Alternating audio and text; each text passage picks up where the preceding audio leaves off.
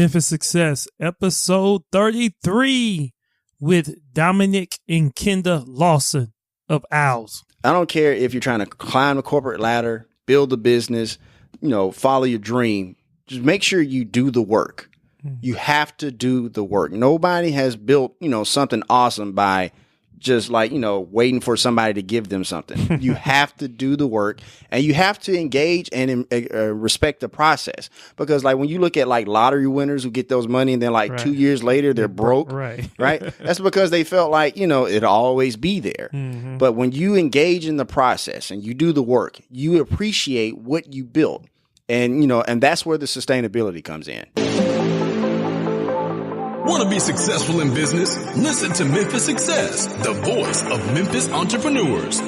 Be prepared to be challenged and inspired to dream big and take immediate action Memphis now. Go-Getters, welcome to Memphis Success, the voice of Memphis entrepreneurs, where your success is Memphis Success. Hello, my name is Darnell Reed, and I interview local entrepreneurs right here in the Mid-South to inspire and challenge you to pursue your dreams. Today, I'm so thrilled to have Mrs. and Mr. Lawson, Kenda and Dominic Lawson of Owls LLC. They are in the house, guys. Let me just give you a little background about them. Their agency is a social innovation firm advancing the mission of high-impact organizations with thought leadership, design thinking, and rigorous research. Guys, look, I met Dominic through the Startup Life podcast show, which is an awesome podcast show that he is doing. Hey, just watched them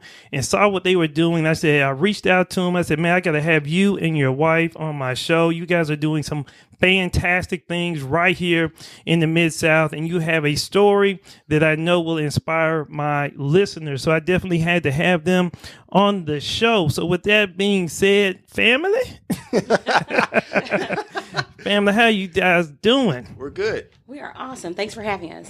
Well, hey, once again, I'm so thrilled and just excited to hear about stories like you guys here, and definitely wanted to have you guys on the podcast. And I'm just thankful that you guys decided to join. So look, I know you guys are Memphians. You went to Westwood, and I think I actually read a little story. I think maybe our high school sweethearts, maybe not. I think we can. I know that's complicated. I know we'll talk a little more about that. So with that being said, what is the first thing that just comes to your mind when you just think about Memphis? First of all, once again, thank you for having us on the show. The first thing I think of when it comes to Memphis, it's the people. The thing is, this is a blue collar town, and we know how to scrap and claw and we know how to work hard in order to, make our dreams come true, or, just to provide for our family. So the first thing that comes to my mind when I think of Memphis is the hardworking people that live in it. Yeah, definitely. I definitely agree. Only one word, honestly, home. I'm a military brat, so we moved around a lot when I was young. And Memphis is just the place because of the people, because of the atmosphere, because I have so much family. This has just always felt like home, a place with so much potential, right? Because of the people, the location, the weather. Yeah. Now, the weather funny here now. It's funny, but man, I've lived a lot of places, including Denver, and trust me, yeah, Memphis weather is awesome. That's true. But I think sometimes we don't know what we have until you leave and you see you've been other places. Yeah, that's and for me, point. Memphis is always coming home. Awesome. Yes, grit and grind with the people, and definitely Memphis is home, and it always just feels good to be here. So with that being said, guys, look, I know I gave a brief introduction about what you guys do. So, if you're out networking and someone asks you guys, what do you do? How do you guys normally respond to that? Well, basically, we are a social innovation firm that that provides consulting and curriculum building services for high impact organizations. Those high impact organizations include school districts, small businesses, and nonprofit organizations. Okay. Basically, I tell people that we're nerds for hire. Nerds Our job is to come in, train, focus, help you motivate the people in your organization so that you can achieve these like really important missions. And we see small businesses and nonprofits as those types of organizations that really help to move the society forward. So that's why we call ourselves a social innovation firm, because we focus on those organizations that make the biggest impact. Right. Hey, that is awesome. I definitely, agree with it. With the area that you guys are working in are just so critical and important in today's society, and helping those organizations move the ball forward with education is very key. So let's do this. I always like to, I know it's not Thursday, but you know how they got the throwback Thursday. All right. So if we can, let's just take it back, to the time when you guys really decided to take that leap of faith and become an entrepreneur. I guess just talking a little bit about with Dominic, I know you were in the military, I believe in the banking, and I think you were maybe in the teaching. Yeah. So if you guys can just take us back there, and then what really just pushed you guys forward to want to even pursue this? Okay, well, I have to say that honestly, we were in a fortunate position. As far as our lifestyle, we were like quite firmly middle class. Like you said, he's retired military, he was a banker, and I was a teacher. And I'll just say that, in general, I've been fortunate to have like a lot of great bosses. But I think this was a situation where I benefited from not necessarily being in a great situation. So, as far as teaching, it is what it is. And I was doing my thing. Right. I love teaching. I love working with children, things like that. Now, what subject? I've taught a couple of things, but mostly English, high school English. So, and the situation that I was in, it was just, it was a little odd. The school district that I was in had a lot of issues going on at the same time. Anyway, so I had the opportunity to start consulting. They actually brought a consultant in to train us, and she really just kept looking at me like, "Why? What are you doing here?" So, she asked me about whether or not I'd like to try doing some consulting work, and I had a lot of days built up, so I said, "Okay, well, I'll just try it." Okay. And I called Dominic saying hey, I want to try this out. And I know it's scary and, that sort of thing. But I think I could make a, go of it. Right. And honestly, Dominic just responded surprisingly with I don't know what you're talking about. I don't know anything about this industry, but I do know you. And I'm willing to bet on you. Hey, and so that really gave me the confidence to say well, you know what? I'm going to bet on myself. Hold on. You got you a good one right there, right? I know. It works both ways. It works both ways. That's true too. It works both ways. But, it's just really one of those things where I was always he's probably too always the best employee you could possibly have. Okay. And so I think this is just look, if I worked as hard for myself as I do for other people, wow, I think we'll be all right. You'll be all right. Yeah, I think I totally agree. I think that's what a lot of people say, hey, the time and effort that I'm doing at this company, right, and I'm doing very well. Right. What if I could do this on my own, full time with that same passion and vigor and getting all the benefits, since it's my stuff. Right. So, I mean, some people are out here working off the clock, having their overtime shifted over to the next week and stuff. It's if you're willing to do all that, you might as well take that jump and whatever idea it is that's in your heart and just give your all to that instead of building somebody else's dream and lining somebody else's pocket. Right. So I guess did you initially start consulting with that person or then you just went on out on your own? Honestly, I wasn't ready to articulate the big dream that I have, and I know we're gonna get to that question. So I dipped my toe in, and honestly, I started by the rest. I think that year I kind of did some work every now and then just to try it out. Right. And then it wasn't until the following year that Dominic, I would say that's probably when we both just took it completely. Right, because what would happen is that I would be, this is me still in the banking industry, and I would find myself coming up with these new innovative ways to engage customers and stuff like that, even off the clock, my wife was just saying, at home thinking about it. And I was like, whoa, wait a minute now.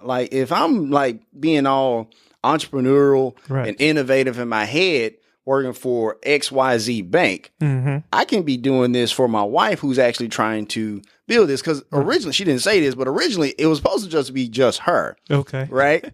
It's Well, yeah, I supposed was to be going just to get her. into how did you get Right. involved? You know, but Well, he was always the money man, you All know, right, so right. we try to play to each other's strengths, and then, you know, that's not necessarily a strength of mine. It's like, Right. look, hey, is this paid? Is this paid? All right, cool. I'm about to go shopping or something, Right. right? So he was always that person anyway. So he's always been involved, but that's where he really became a lot more active in like the day-to-day roles and operation. So let me, I guess for me, one lesson learned. So Memphis Go-Getters, I don't know if you just caught this, but she just dropped a nugget, a very valuable nugget, where she said she identified that Dominic's strength was in the financial part.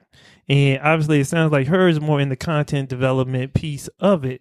And so, you know, if you having a partnership, and you know, we definitely gonna talk about partnerships. Absolutely. But I didn't want to lose sight. I didn't want to lose sight of that valuable nugget of, you know, really working on your partner's strength, you focusing on your strength, and that's gonna definitely help you in your business. I didn't mean to interrupt. I didn't want to lose sight on that one. No, you bring up an excellent point, because like when you think of like the major companies out there, like, you know, Jobs had Wozniak, Right. and, you know, Gates had Ballmer. So it's like to have like that, you know, yin and yang type Right. situation. It's very important when you're starting a business, especially when it's a partnership. Like, you know, it's one of those things where it's like, I'm not the most creative person in the world, but that's where Kenda comes in. Right. Right. And so we really do play off our strengths and weaknesses. Now, I will say this, like, as you know, we engage and move forward in this life we call entrepreneurship. Some of my creativity have started to kind of bloom a little bit, Oh, right? okay. Because I'm like watching her, I'm like, man, that seems cool. I wouldn't mind doing something like that. So like, you'll see, like, you know, I'll start like trying to create something like, Kenda, what you think of this? Like, oh, okay. Like at first it was like, I don't know. You might want to go back to the drawing board. Right, like stick to your Right. Stick to them numbers, man. Right, exactly. But I don't know, he was very surprising, because now sometimes I look day to day and I'm like, if you just look at the timeline on Facebook, like he's out here teaching. I'm like, wait a minute. And then I'm talking to people about like margins and like all the rest. It's like, wait a minute, what has happened? So, you know, we play to each other's strengths, and then like honestly probably have adopted some, you know, some characteristics or Right. start to mimic each other in some ways, because he actually, you know, is a creative person. It came out in the strangest of ways, Strangest way. you know. So you know, she explained how she kind of moved from the teaching into this consulting role, but Sure. I guess what eventually pushed you out of the banking area? Well, it goes back to what I was saying earlier, when I found myself, you know, at work, coming up with like these innovative strategies to engage customers or to streamline a process, you know, like I said, for XYZ Bank. And I'm like, whoa, wait a minute, I can be doing this for hours. Right. You know, like she said, like, you know, spending all my time building somebody else's dream. I could be building, you know, my wife's dream, or, you know, our dream eventually. Right. But, you know, but that's where it came from. It's just like these innovative ideas, just like, man, I could be putting that, you know, and talking like, you know, 18, 19, 20 hours thinking about these things, you know, and so that's just kind of where that came from. Okay. Man. So let me ask you this question, guys. I know there may be listeners right now, you know, working in corporate America and have that desire to eventually make that transition. If you mind, just give maybe some pointers or any tips or advice of how do you prepare, you know, just to go ahead and make that leap.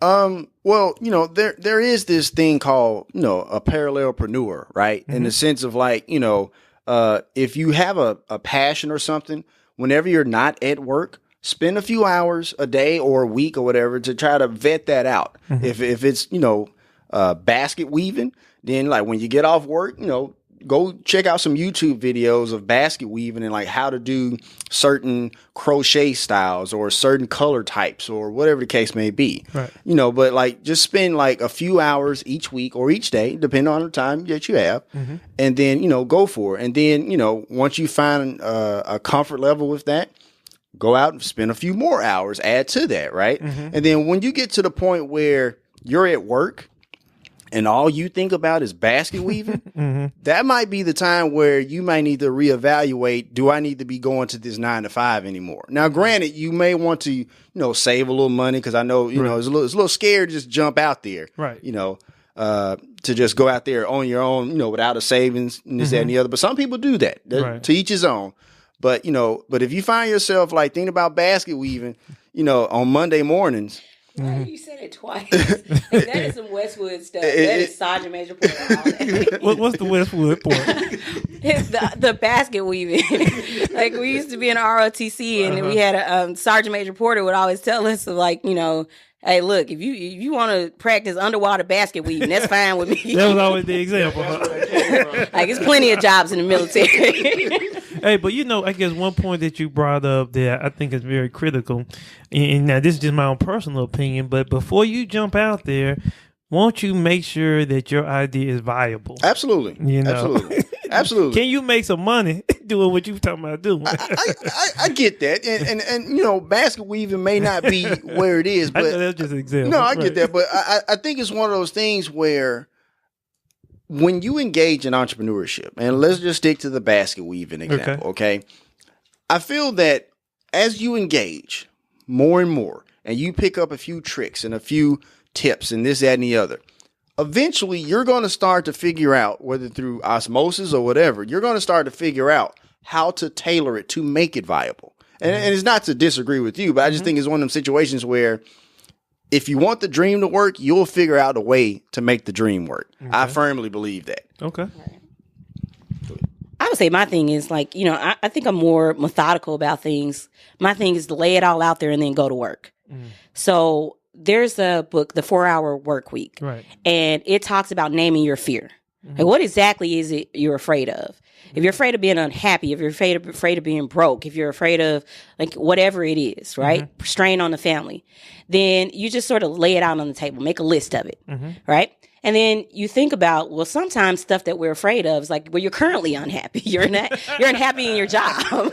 So that's a wash, right? Like that cancels out. That cancels out. So, and then you start looking at the rest of your list, whatever's left over after you've kind of figured out, like, wait a minute, some of the stuff I'm afraid of is like currently my reality. So at least I can take a step and try to improve this. Right. The rest of it is then just having a plan, whatever it is you're afraid of. It's like, okay, well, if this is an issue of family, well, what systems can I put in place right now to try to prevent some of these things? Do I need to stop at a certain point? Do I need to have, my husband or my family sort of stay away from this so we can protect family space?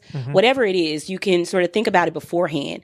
And then after that is just go to work, like steady, step by step, plug away at those things until you're where you want to be. Well, that's awesome. Yeah, so the book she was referring to, The 4-Hour Work Week with Tim Ferriss, and that's definitely an awesome book, and I'm going to sound like I need to reread it because that was, you dropped a very valuable, what you say, lay out your fears and then reevaluate those. There's a chapter where he talks about him wanting to travel, right? And he says, well, I can't leave. If I leave, this might happen, and this might happen, and this might happen. And so what he says is that, after he started like laying out what those fears, what they were in plain language, it's like, well, wait a minute, that's ridiculous. And then this one, I could put this system in place, and then this one. And so he started to do what Dominic did, basically like step by step, sort of remove himself from the situation until you get to the point where you feel comfortable. It's almost like learning to swim, right? You go a little bit deeper, and at each stage, I guess, you have something that makes you feel more secure, but you eventually have to let it go. Well, awesome. Hey, thank you for sharing that wisdom and that nugget. So, hey, I'm going to move forward. Let me ask you this question. A lot of times people think of entrepreneur, just everything is just so rosy, no challenges. You driving around in your Bentley, flying in your jet already. So let's do this. And a lot of times, getting started, we're faced with a lot of challenges. So if you can, just tell me a story of just one of your biggest challenges or just disappointments as an entrepreneur, and how were you able to overcome it, bounce back from it, and just any lessons learned? I hear that. This story actually, and many people who follow us on social media, they know this story. Okay. But for the Memphis Go-Getters, I'll share it with you. And it actually takes place right after the origin story, if you will. So basically, Kenda starts with the consulting, right? And it's going really well. Like, it's going really well. So I'm thinking like, oh man, this is dope. Right. So like, clearly this is viable. This is proof of concept, right? So, what did we do? Well, we decided to, we both quit. We buy a house, take a trip to Mexico. Oh yeah, Kenda's pregnant. Oh. And so, so now like, we really totally went on faith, right? And so the beginning of the school year, because our fiscal year starts, when the school year starts, right? And so the beginning of that year, we're rolling. Like, it's like, days, back to back revenues coming in, right? Like Bentley days. Like those. Yeah, exactly. Those Bentley days, right? Well, here's the thing. Right around like November, December, we start hearing there are complications with the pregnancy, right? And so we take the doctor's advice and we keep pushing forward. And then I get a phone call in March saying that Kenda has to go directly to the hospital now, right? So we go to the hospital, find out like, everything's not as going, great like we wanted. And she has to give birth that day. So on March 6th of 2015, our son Max was born. 6 days later, he passed away. And so, and with that being said, on the business side, keep in mind, we're a family business, so they're heavily related. We had set up probably the best month in our company's history in March, right? Where as far as like, we had like days scheduled, contract days scheduled, it was going to net us a good 30 grand in 1 year, in 1 month. All that went away. Because, we're dealing with this devastating loss, right? And, like I tell people who try to ask us to like, do a favor for them while we're working, stuff like that. When we stop working in Owls, the company stops. Like when you take off from work, like your company's still going, but like when we stop working, the entire company stops. And so that's what happened. But it's one of those things. And it took my sister-in-law, Kenda's sister, to tell us how to overcome it. What she told us to do was spend all your time and energy and focus on making sure Kenda's okay. Right. Tell Kenda to do the same thing for me. And then eventually we will both be okay. What did we learn from that? We learned that, that no matter how rough it gets, building a business is one thing, but like, suffering a loss like that, it puts it in perspective. It puts it in perspective and it's unfathomable. Right. So it's one of those things where it's like, if we can get through this, like, entrepreneurship is a cakewalk. Right. You know what I'm saying? It's like, don't get me wrong. There's still peaks and valleys you got to go through. But, if we can survive this, that means that like, we will build this company. No problem. We'll be able to build this company. It will give us fortitude. It will give us a sense of perspective. It will give us a sense of drive. Right. That we, together, moving forward, if we work together, this thing will work. This thing will work. Did you add something to that? Okay. Well, wow. I mean, thank you for, being transparent. And I mean, I can only imagine just the challenge of, obviously, just from a personal standpoint, without the business aspects of it. And, but, I'm glad that you guys were able to overcome that and still come together. And, absolutely. And thank you for just sharing at least that tip. I know there's maybe somebody facing that exact challenge from a personal standpoint. So thank you for just sharing just some advice and ways that people can, handle that situation. Absolutely. It's just one of those things where it's like sometimes you can't forget why you're doing this, right? And so when you lose that part of it, there's really no reason to start to continue forward with a business because you can't lose sight of what's really important in life. So. Okay. Well, hey, thank you once again, just for being very open about that. So I call this our big shift moment in your business. So can you just take us to that moment in time when you had experienced or learned something new that just really just helped shift your business and take it to another level? I kind of call this our aha moment, that light bulb that just really clicked off for you guys. Right. Well, this is actually, once again, continuation of that story. What happened was, on top of that, we also had like a lot of and mostly the contracts that we deal with are with schools. And so we used to have a lot of schools who would, contract us, ask us for contract days, and we'll do the days. And they didn't want to pay us. What? They didn't want to pay us, right? And so it's a situation where it's like, or if they didn't, it wasn't a situation where they didn't want to pay us. It was a situation where they'll ask for the contract days, we'll have it set up, and then like, you know what? Nah, we don't want to do it no more, right? Oh. Start next year. Right, like we'll start next year. Oh, wow. But so we sat down, and keep in mind we just had this loss, and we sat down and we asked ourselves, what's the one thing that we want? It's control of our own fate, control of our own destiny. And so what we decided to do now, we had always had this e-commerce site on Teachers Pay Teachers where we sell curriculum and stuff like that, right?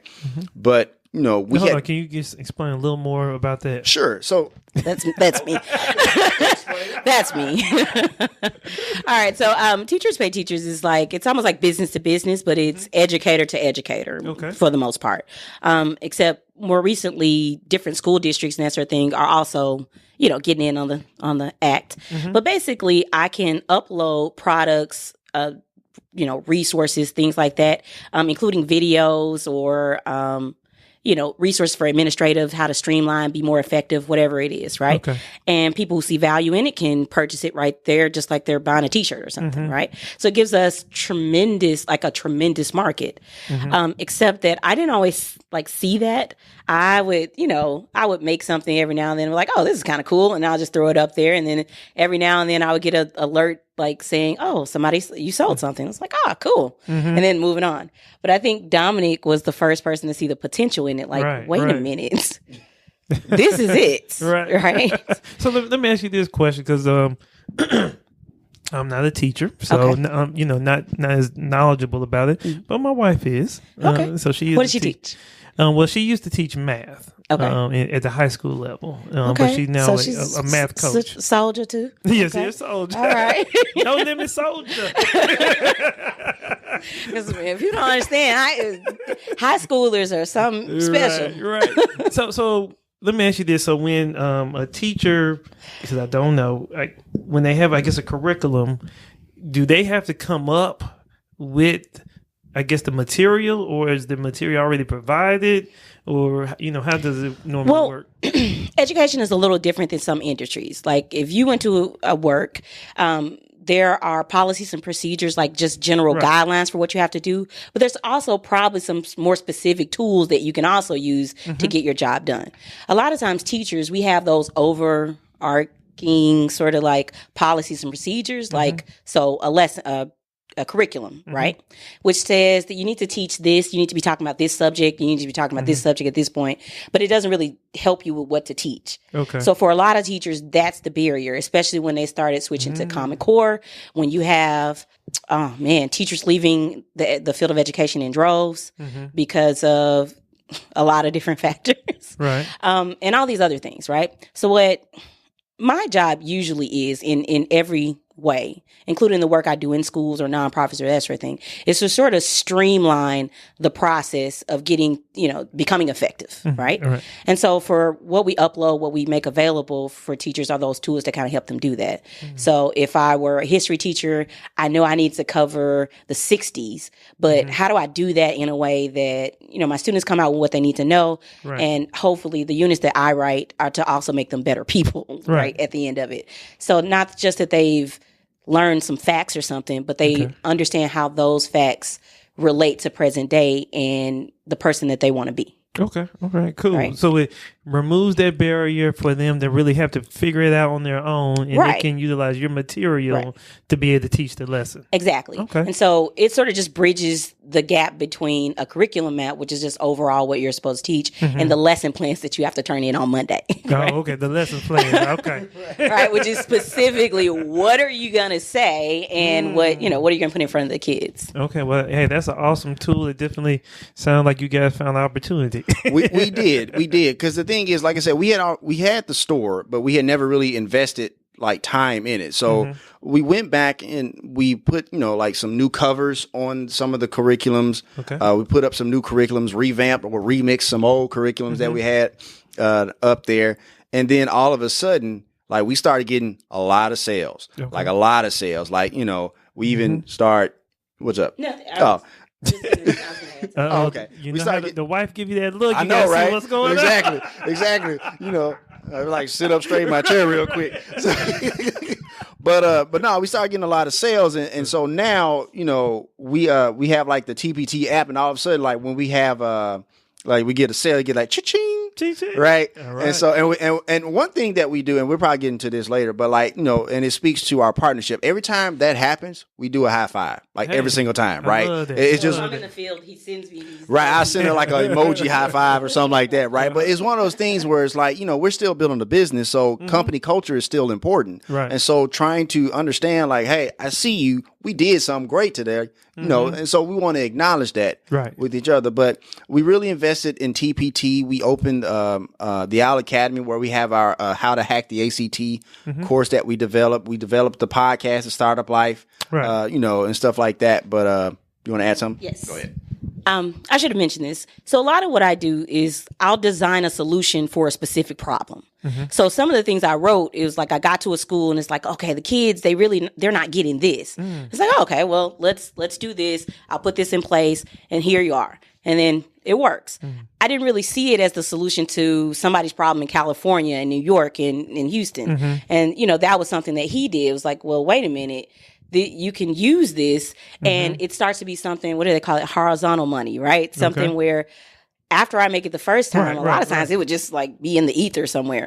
But he takes it, puts it, you know, on this platform, and we find that solution to the problem with the school I work with in Holmes County, which is just south of here in Mississippi, is the solution to somebody else's problem too. But so, I don't mean to interrupt, but man, when something hits me, I'm like, oh, I got to repeat this one. All right. So Memphis Go Getters, I hope you caught this nugget, and they're sharing tons of it. But this one thing that you said, Kenda, was that when you go into the schools, then you find out about the problem. And then that's what you decide to make. And I think, unfortunately, a lot of times people think, oh, I think this is an issue, I'm going to go ahead and create it. But see, you getting this market research right off the cuff. Right. They telling you. Right. And basically, they telling you what we need you to make. So. But you know, how many people have also, like, you came up with something in your house to solve a problem. Right. And you don't know that that's somebody else's problem. So, like, you know, go do the research. You might find that, oh, this little rinky-dink thing that I made so I wouldn't have to twist out my mop. Right. Man, somebody else is really interested in that because they're a germaphobe like I am, which I actually am. And they don't want to touch the mop either. So, and there you go. Multi-million-dollar idea. Right. When you find a solution, sell it. I guess. And the thing is, Darnell, your customers will tell you exactly what you need if you pay attention. They will tell you exactly what you need if you pay attention. So, you know, if you're not listening to your customer base, then I don't know what else to tell you. Right. Because they will tell you exactly what you need to know. Well, awesome. So, hey, let's just shift forward. And, you know, I know, man, you guys got a lot going on with the platform, with the podcast, with the various things that you guys are doing. But what is that one thing that you're just most excited today about in your business? I guess it would have to be like that our profile is rising. A lot of the work that I like to do actually is behind the scene. He's more the public face. You'll see He him. always rocking that. Well, you know, I got my necklace on, so that's the deal. There has to be an owl somewhere. Okay. Yeah, you got to represent your stuff, man. And, you know, the fact that people are responding to what we do. I mean, a lot of big companies have a name and a title for somebody who does what I do, right? An efficiency expert, a consultant, whatever it is. But a lot of the companies that are most in need have no idea that they can afford to get some help with a problem that they're trying to solve so that they can scale or grow, or honestly, that they need one. Right. So, but just that our profile is rising, people are responding. A lot of people don't know that the acronym OWLS is actually an acronym for optimism, wisdom, leadership, and strategy, which are the things that we basically bring to the table. So with Pedagogy After Dark, it's a series of videos that I do for teachers and educators to really teach them to do what I do. So it's part of that outreach and the fact that education is at the heart of our company. But Pedagogy After Dark leads them to the e-commerce store as well, so that they see the tangible product. So I'm not a person, I don't like things that are purely theoretical, right? So we could talk about ideas, we could talk about those things, but I'm an architect type personality. I like to build something. So you could say it, but I'd like to see a prototype, or I'd like to see it start to be implemented, that sort of thing. On the other hand, like Dominic has the Startup Life, which documents, honestly, it's almost like a documentary of our journey as all of our journey, I guess, as entrepreneurs and that sort of thing, and building, so that you can see like there are going to be dark days, but there's also going to be really, really bright ones. And most of those are leading into the future. So that should be something that sort of gives you hope. It also, that has been a lot of ways led us to things like New Memphis, which was awesome to participate in. Okay. It really, I think, catapulted us and honestly. So wait, man, I don't mean to interrupt. I remember I read something. You guys won a contest. Is that the contest you're referring to? No, we well, actually, after the story that Dominic talks about with our son Max, the next year really was a lot of rebuilding, and honestly, what I'll say, God replaced, showing you that you're not left alone. So even after those times, there's these waves where that's just what entrepreneurship is. It's a slow ebb and tide, oh, this is a good day. And then I think I got it. And then Dominic's like, nope. And then it's like, nope, this came up. And then, but overall, if you watch the trend, you're trending towards where you want to be. So the next year we won a pitch competition, and that was actually part of that whole big shift moment. Okay. It helped us to focus on branding and how to explain to people what we do, because it is a different kind of thing. And it's something that, like I said, like Fortune 500 companies in New York have a title and a person who does these things. Right. But when we say, well, I want to help the people who need it most. Right. But they don't understand what that looks like, not on payroll. So, I mean, that was just a big part of it. Okay. So let me ask you this. And I know you guys are forward thinkers, long term, and so forth. And if you can, what do you guys see, 3 to 5 years out for Owls? Well, remember in the beginning, I said that there was a vision in my heart that I didn't want to articulate at the time because I thought it might scare my husband off. Hey, I think when it's scary, that's the stuff you need to be trying to do. But I know my husband, so it's like, like, so let's take this. You didn't tell him all I didn't tell him everything. What I said was like, look, I want to do this consulting work, and he can see the checks coming in. So it's like, he's A to B person, right? And I'm like like, wait a minute, So if we take the fact that, part of what we do is like, in order to teach other people, I have to try to stay informed about a lot of things. Right. So a huge part of what we do is read, news and everything, know about business, know about all these things and how they impact the organizations that we work with. Right. So, honestly, our long-term vision, and this is actually starting to come along now as we have like interns, we're starting to take on other employees, that sort of thing. Is that we're going to be a huge consulting firm with experts that are like legal experts, somebody from human resources, and it's like this table of eggheads, right? Right. And so if you're a client, what you do is you come to us with like, look, this is where I am, this is where I want to be, and we build you a roadmap to get there. So and that is taking into account that I have a lot of different varied interests, but I have expertise in only these 2 areas. Right. He has expertise in these areas.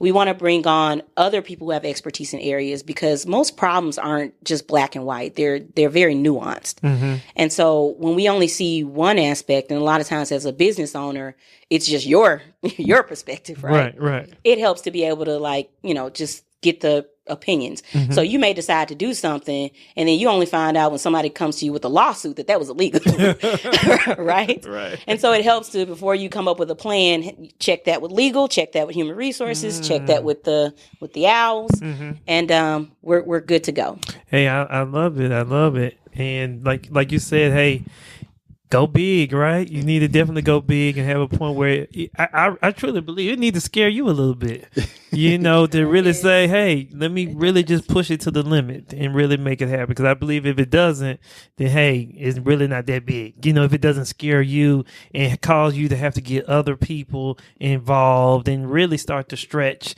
yourself. So. No, That's awesome. I get that, but it's one of those things where it's like sometimes I know my wife, and sometimes she going too far into the clouds. I'm like, whoa, hold on, let's come on back just a little bit, right? But see, I think that's why you gotta have that partnership, absolutely right. But sometimes he gets so like focused on things. I do. That's true. Step away.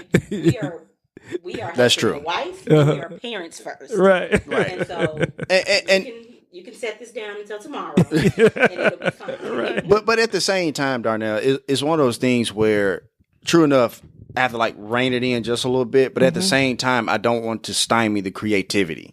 I don't. So I have to have that balance and have to, be sure to pick and choose my battles like you do in marriage, right? You have to do it in business as well with a partner. But I don't want to stymie her creativity. So it's not just always like, we can't do that. It's like, hold on, let's just think about this, because she is the CEO of the company. And so as her, second in command, it's my job to advise her, to remind her of X, Y, Z. And so I think we do a really good job at that. So if you guys don't mind, let's do this. Let's go there now about relationship, marriage, partnership, business partnership. How, and as we talked before we started the show, I truly believe it's such a powerful thing when a man and a woman, a husband and wife can work together. And I just feel like when you guys are on the same page, you can become unstoppable. Now, my wife and I, she's not as involved. She's involved, but not as involved from a partnership standpoint. So I would definitely like to just kind of get your views and your perspective, because I know there's maybe listeners now who have, their spouse as their business partner, and just want to kind of get some advice on how you guys managing that. I think in a lot of ways we were fortunate to have probably our worst personal moment and worst professional moment at the same time. Right. Because like Dominic says, we claw our way out of it. We've also had experienced the year after that, which, sorry, you asked about that, the competition, winning the competition, being awarded a check as a result of it, but also a bigger thing, getting to sit down with Jason Wexler at the Memphis Grizzlies as a mentor as a result of it, wow. And having him say, hey, send me your website when you're done with it. I'll give you some feedback, which is another thing, again, just awesome about Memphis. So like those ups and downs together. But a large piece of that puzzle was in place before we started the company. Just as far as the relationship and early on in our marriage, we set up these ideas called wheelhouses. And part of that is just being honest. Like, I have to be honest about what my areas of weakness, or areas of opportunity are, as opposed to where his areas of strengths are. Right. And so basically, whenever I recognize that something falls within his wheelhouse, this is something that he's more talented at, he has a more natural inclination towards, I leave that decision to him. I come on board with what I'm good at, which is, if you make the decision, there's a plan to get there. There's no sabotage. There's no I told you so, because we're in this together. Right. Right. So there is no you decided this and it didn't go that way. If it doesn't turn out the way that we hope, the next thing is to decide where to go from there. So if something is in my wheelhouse, he may grumble about it a little bit. He may be very insistent upon, what he wants me to consider. But at the same time, at the end of it, it's up to me. And that happens on a personal, family kind of note. Things with our daughter, we don't always see eye to eye on. I'm more of a, if she's sick, she's going to the hospital, she's going to the doctor. You need to schedule an appointment today. And he's like, let's don't freak out about it. Let's see. But that's something where he'll usually defer to me, even if it's just to make me feel better, Okay. And come back and it was nothing. She just has a fever. Give her some Tylenol. I was like, okay, well, whatever. But let's make sure. Right. Right. Well, and just to kind of add to that, the important part of that is the process in between, right? So when she says that, if she has the idea and it's the best idea and it's in her wheelhouse, then it's my responsibility to be 100% with fidelity to make sure it works. Even if I don't truly understand it altogether, it's my job to make sure with 100% fidelity that it truly tries to work.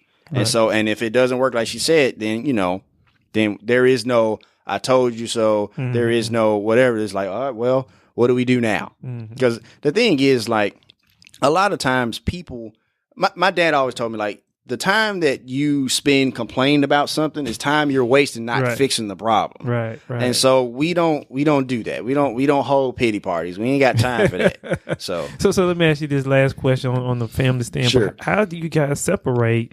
You know, I know entrepreneurship is 24/7, but there gotta be some. Is there a break between say, hey, we gonna stop talking about this and we're going to spend family time? I don't know. Is there a breakdown? You know, the weird thing is I got us into this, obviously. You got us into this. But a lot of times I have to get us out of it, too. Because if it was up to Dominic, man, it would just be like 24/7 all day, eat, sleep, breathe. Right. Like the business. And it's not, you know, in a bad way, but he's like really focused. And he... every time we have these moments where it feels like we're right there, it's harder, I think, for him to put it away, you know? And so I think my job as a wife, I don't know, it's weird. It's not necessarily what you would think of a CEO doing, but my job is sometimes to say, like, no, let's step away from it. Right. It's also weird. You know, I'm the CEO by default because in the beginning, it was just me. So his whole thing about me telling him what to, like, that's not true. That's just not true. Trust me. He tells me what to do a lot more. Like, he look, you know, you got to do this. You know, you got to do this. You know, you got to do this. So... I'm advising. Okay. Well, but sometimes I have to advise him to put it away. Okay. You know, that we have to spend this time, you know, building. And so there's almost like a retreat. You would take it as a company as well. It's important to make sure the culture remains positive. And I think that's my wheelhouse, right? That's something I'm more responsible for. His job is to make sure the work ethic is there and that, you know, I might have a day where I'm like, man, I'm not feeling it today. And he's like, come on, let's do this, right? And so it's like with everything, there is balance. And I think a lot of people's problems, and I think, you know, it can come up with male and female, you know, husband and wife relationships when you don't want to be balanced. You don't want to be checked. You don't want to be advised. I just want to do what I want to do. And see, that's you know, I would think, honestly, even if it wasn't a marriage, that would just be a recipe for disaster. I mean, honestly, that reminds me of the last situation I was in. So you lose talented people in a school district when you feel that somehow being elected to a position makes you a dictator. Right. And I just think that's a recipe for disaster. Like, nothing works that way. Okay. Well, hey, thank you guys just for sharing that. I think there's definitely some valuable nuggets for those who are in a partnership, especially with their spouse. And definitely, you know, what I'm saying is you guys have definitely found a way to make it work. And it's definitely beautiful to see that. So, hey, guys, let's shift to this. I call this our lightning round of questions, and you guys can answer them just as quickly as you like. So let's go ahead and jump into it. Was there anything holding you back from becoming an entrepreneur when it first popped in your head? I think for me, when it first popped in my head, I wouldn't say it was like fear or anything like that. It was just the lack of vision. And I don't mean the lack of vision of the company not working. I think just the lack of vision of not seeing myself as an entrepreneur. I think it was just a situation where, you know, when you're, you know, you grow up in the South as a man, you know, you get taught these Southern values, you know, you get a job, take care of your family, make sure, you know, this, that, and the other.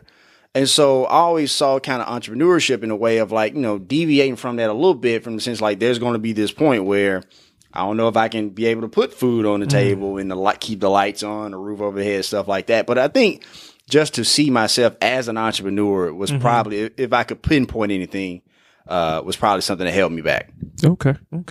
Now, what about this? What is the best advice you guys have ever received? Okay. I think I'll take that one. My uncle used to tell us all the time, real simple, that people will pay you for what you know. And I guess that stuck with me because that's pretty much what we do. Right. What happens. But it's a real thing. To be an expert on something, you really just have to know more than Right. your clientele. Right. And continue to stay a step ahead of them. So keep learning, keep, going doing professional development, that sort of thing. So almost anything that you're good at or have a passion about, there's somebody else who will share that same interest. So, whether you do your business by itself or you're a parallelpreneur or whatever it is, there's an avenue for you to get paid for something that you know well and you enjoy doing. Yeah, I think we're definitely in the age of, I guess, the information, industry where, and I think a lot of times people, I know even for myself sometimes, like, oh man, everybody should know that. Like, no, everybody don't know that. Right. And you take what you know for granted sometimes because you think everybody knows it because it comes so easy to you and you've been involved with it. But yes, definitely, people pay for information. So that's definitely was some great advice there. Now, what do you read, watch, or listen to that keeps you inspired and motivated? I'll definitely answer this one. Well, first of all, as far as reading, we kind of form this 2-person book club between me and my wife. We got an audible.com account.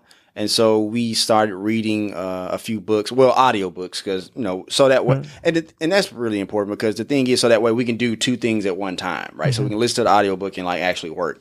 But we started, our first book we read was The Power of Broke, which had awesome advice. Damon John's book. Damon John's book, yeah. I haven't read that one yet. It's a good one. It's a good one. It really talks about how, a lot of times people have that misconception that you need a lot of money in order to start a business or to keep a business afloat. But it really spoke to us because we have this notion, or we really firmly believe that in the 21st century economy, the thing that will fuel a business is not currency, is ideas. And so the ideas will fund the business. And so The Power of Broke really speaks to that. Rich Dad, Poor Dad is another one that we read. But the one that really stuck to us was The 4-Hour Work Week, and we already talked about that a little bit.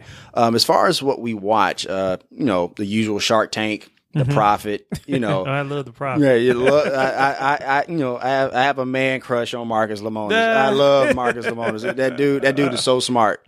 Smart when it comes to entrepreneurship and building a business and stuff like that. I think it appeals to us too because we see him as somebody else as well that has a lot of different knowledge from different areas. But yet he still brings on people who are specialists in those areas who really know them really, really well. But it helps to have sort of a broad base of knowledge. Right. And also, just the last thing, I recently, a couple of years ago, learned how to trade. And so I went and watched CNBC for a month straight, right? Just a month straight from the shows before the opening bell. The Squawk Box, Mad Money, all the way until 6 o'clock. But the thing is when you, because entrepreneurship is like a language, right? And so in order to know the language, you got to kind of just dive in sometimes, right? And so in doing so, in learning how to trade, you learn profit margins and scalability, and you learn, how different businesses operate and how they scale and scale back or whatever the case may be. And it honestly made me a better entrepreneur learning how to trade because it forces you to learn how the successful businesses run their business. Right. Well, that's awesome. So let me ask you this question. We're in the age of technology. Is there any online website, application, or tool that helps you be more productive? Well, I hate to give a free commercial here, but we have to go with the Apple ecosystem. Yeah. Okay. Yeah. Honestly, we had already started the transition, I think. I was in school. I was in finishing my master's or something. And I lost that last paper where, the computer goes dead and then it boots back up. You please have the whole thing. And it did. And it's I'm going to get myself an Apple laptop. And then seeing all the functionality, then we started, I think we got a desktop. There's probably more iPads in our house than I can probably name. Then we have the phones, right? But the thing about it is not just having this technology, but the way that each of the devices speak to each other makes our job so much easier. Him being able to drop me into a document, hey, KJ, I'm looking at this. Can you take a look at this real quick? Do like not even a second, right? And I have it on my phone. I can scroll through it, look at it and say, oh, okay, it's fine. That sort of thing. So a lot of people use a lot of different applications, different websites and all the rest of this. It honestly has just saved us so much time having that ecosystem where everything talks to each other. Just the Apple products. When Dominic does the podcast, there's the apps that are already on the devices. So you use iMovie and I'm just going to pass that to him on the technical aspects of it. But I know that I'm a part of that ecosystem, and being somebody who's, I'm a part of this technology generation, but I'm not, I don't know, I'm not a technology for the sake of technology person. If I see the value in something, I'll learn it. Honestly, going back to something Dominic said, it's amazing what you learn as an entrepreneur, especially because of the power of broke. Right. It's like, I don't have the ability to pay somebody to do this, so I had to learn coding. In order to make our the TPT site and our website and some of our courses do what I wanted it to do, is like, wait a minute, okay, let me go research this. And I basically, again, betted on myself that I know myself. I can read this and figure it out. Right. And then that was just something that had to happen. So I would say, really, a lot of times the Apple products, the apps that come on them all automatically that speak to each other, they integrate very easily. Right. It's just saved us so much time. Yeah, I definitely have heard that from a lot of people regarding the Apple products, and especially, I guess, if you get one, you're normally going to buy the whole product suite of tools and systems that they have. But it's like, instead of going through a third party thing, like somebody, well, I could do that on Google Docs, and then I can do that on, this other website or this and this. But it's like, yeah, but what if you could do it all in one place? Right. Like, doesn't that sound better? Right. So let me jump in. Memphis Go Getters, visit memphissuccess.com. Do a search for Owls LLC, and we will have a list of all the resources. I know they mentioned several books like The Power of Broke, as well as the 4-Hour Work Week. And I think and Grow Rich. So we'll definitely have a list of several of those resources that you can pick up. So I'm going to go ahead and jump to what I call one of the tougher questions that I have. And it is, if you had $100, and this $100 really represents time. Okay. To spend to be a successful entrepreneur, and if you were starting over again, how would you invest this money? I know you say you just started trading. So how would you invest this money? Once again, leadership is one bucket, hustle, education, or networking. And this question is really designed for those who may just be getting started and obviously have a limited amount of time. So how would you advise them to spend this money? Well, when I answer this question, you're going to think I'm being lazy, but I'm really not. Let me explain. So when you talked about trading, when you trade, they tell you not to put all your eggs in one basket, because if that sector goes down, then what goes away? Well, your money as well, right? But I really have to say $25 on each. Because the thing is, what we do at Owls, it's our job to make sure that we learn or know a little bit about a lot of different things. We don't consider ourselves super nerds or anything like that, but it's important for us to continuously learn it. One thing that our friend John Menaviri from New Memphis, would always tell us is that, if you're the smartest person in the room, you need to leave that room. Right. You definitely need to leave that room. So, like I said, we would honestly spend $25 on each, or at least I would spend $25 on each one, because, you really want to have a well-rounded scope of things. Right. So, yeah. Okay. Well, cool. So let's do this. Once again, I appreciate you guys being on the show. What does Memphis success mean to you? I think it would mean thinking win-win. I think the thing that will propel Memphis to the next level is honestly, you have all these people walking around here with these great ideas and understanding that partnerships and collaboration are the way to get that done. But also means that just because I get something out of it, or if I enter into a deal or do something for you, just because I did something for you and you got something out of it, doesn't mean I lose.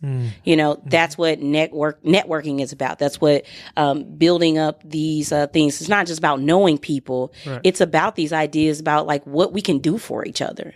And I just think that's the step we need to take to get Memphis to its most successful sort of place. Yeah, I just want to add to that. Like, you know, here's the thing. Like, you know, you have Memphis Success, right? And I have the Startup Life. And we both talk about entrepreneurship on both of those podcasts, right? But we're here on a Sunday and we're on your show. Right. And we need to understand that in this city that just because two people do the same thing doesn't mean that we can't support each other. Doesn't mean that, you know, we can't do something together. Right. And so, you know, there's enough money or followers or out here for everybody to get what you can get. So, you know, Memphis Go-Getters, I would tell you this. Like, look, you can easily be a Memphis Go-Getter and be part of Startup Nation, and it won't hurt neither one of us. Right. Like, you know, we both win. Right. So I just wanted to add to what Kenda was saying. I think I need to give a shout out to Dr. Princess Parker. Absolutely. That is who I began doing a lot of the subcontracting work and that sort of thing earlier. And I think it was maybe like a year or so into it. She was calling me and I would call her when I'm up for a contract or looking at it and that sort of thing, ask her questions, ask her to look at it. And then, I don't know, just the curious part of me came out and I was just like, you know what? Why do you help me? Like there will feasibly be a time when we compete for a contract. Right. And I think having mentors like this is so important. But she told me, look, there's enough money out here for everybody. I can spend my time trying to block you, or I can go out here and get it for myself. Right. You know, I think, and it doesn't do anybody good, including yourself, if you spend all your time trying to block somebody else's opportunities. You know, that's time that you're taking away from building your own. Right. Well, hey, guys, I truly agree that win-win. And as Dominic said, you know, he and I both have podcast shows, and you know, we're both in the mindset of, look, we just want to inspire you to pursue your dreams, right? And so, you know, I definitely encourage you to go listen to the Startup podcast show, and definitely continue to listen to Memphis Success. And ultimately, we want you to be a success so Memphis can be a success. Hey guys, once again, this was a fabulous show right here. One last thing, any words of advice, and how can people find out more about what you guys are doing? Once again, just want to say thank you for the opportunity to be on Memphis Success. We really appreciate being on the show with you. You can find us at our website, askowlsllc.com. Also, you can find us on pretty much any social media, Facebook, Twitter, Instagram, at Owls LLC. And as far as parting advice for Memphis Go-Getters, I don't care if you're trying to climb the corporate ladder, build a business, you know, follow your dream. Just make sure you do the work. You have to do the work. Nobody has built, you know, something awesome by just like, you know, waiting for somebody to give them something. You have to do the work, and you have to engage and respect the process. Because like when you look at like lottery winners who get those money and then like 2 years later they're broke, right? That's because they felt like, you know, it'll always be there. But when you engage in the process and you do the work, you appreciate what you built. And, you know, and that's where the sustainability comes in. Well, definitely. Nothing worth having comes easily. I would say mine is a bit off of that. I would just say bet on yourself. That's what I've learned. That's what I had to learn.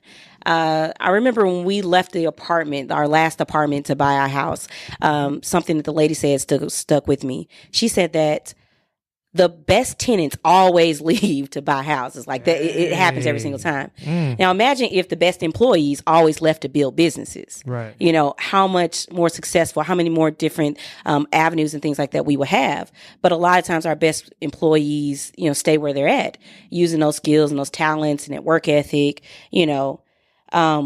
Basically, I just think if we all bet on ourselves, that it will push society forward, you know. And one of the big tenets of what we think at Owls is this idea that the ideas are the currency of the future. Right. You know, that there's a lot of talk about, and especially in education, that we've been preparing our kids for this industrial economy when that's not the current economy. Right. And so by the time we're caught up and we're starting to prepare them for this current economy, they'll be unprepared for the one that's to come. So that if you're concerned about technology taking your job, you should create your own job. Like you should create your own company and use robots or technology for what they're for. They're to automate different processes that don't require a lot of thinking. Right. But that leaves you the ability to create. And I think we didn't mention that one. This is a new one, but I'm reading Creativity Inc. Is that what it is? Yeah. And it's a large part about that. Like, just giving yourself room to be creative and see where it leads. Awesome, guys. Wow, man, you guys, I'm going to say the family, Kenda and Dominic Lawson, thank you very much. I really appreciate you guys being on the show. I promise you guys dropped tons of wisdom and nuggets. And I just wish you guys continued success. I know you guys are going to make things happen. And definitely you guys are already a Memphis success. Memphis Go-Getters, visit memphissuccess.com. Search for Owls LLC. I will have a link to all of the resources and this key information that they shared on today's episode. Remember, sign up, become a Memphis Go-Getter. Receive all of the latest updates, shows that are coming out. And guys, remember, dream big, take action, and make money. Thank you for listening to Memphis Success, the voice of Memphis entrepreneurs. Sign up now at memphissuccess.com to become a Memphis Go-Getter and receive all the latest information and free gifts. Because your success is Memphis Success.